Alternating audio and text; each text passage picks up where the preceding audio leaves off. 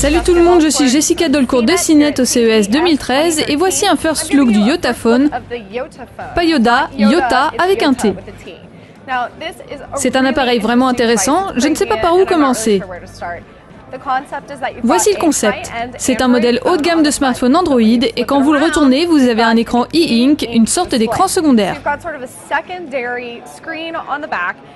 Il affiche toutes sortes d'informations, que ce soit une application à part entière ou la simple reproduction de l'écran principal. Alors à quoi ça sert?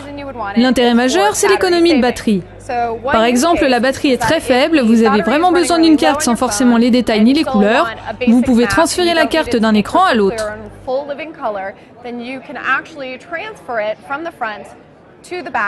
Avec deux doigts que vous faites glisser sur tout l'écran, une vibration, le chargement s'effectue et la carte s'affiche au dos.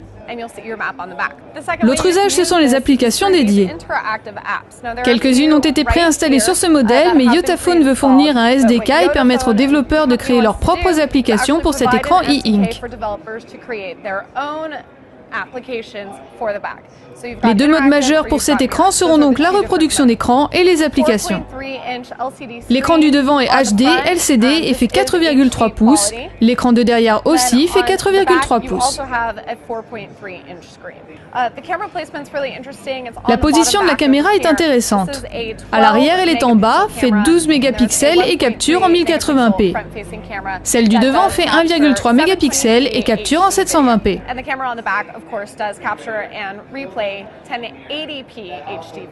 Ce que j'ai dans les mains est un prototype, l'appareil final ne ressemblera peut-être pas tout à fait à ça. Il est plutôt épais et vous pouvez également constater qu'il est légèrement courbé. Le fabricant a travaillé avec Corning qui fabrique le Gorilla Glass, c'est le Gorilla Glass 3 qui se trouve ici et il est courbe, c'est une première. La carte SIM et le bouton Power ont été combinés pour diminuer le nombre de ports et de boutons autour de l'écran. Comme une sorte de WebOS, il y a une zone pour les gestes, il n'y a pas de bouton physique.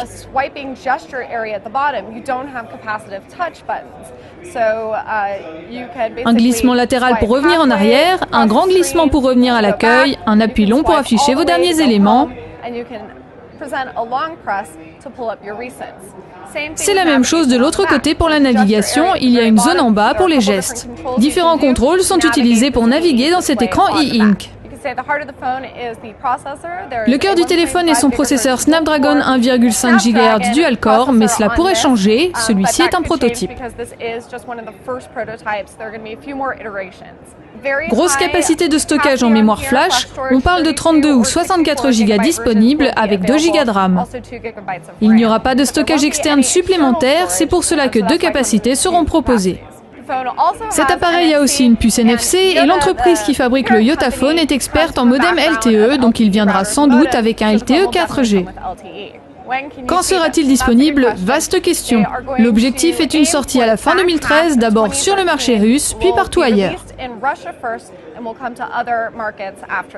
C'est vraiment un des objets les plus intéressants que j'ai pu voir à ce CES. Ce n'est pas la première fois qu'il est exposé, il l'a déjà été en décembre, mais c'est la première fois qu'il se montre aux États-Unis et que nous pouvons réellement l'essayer.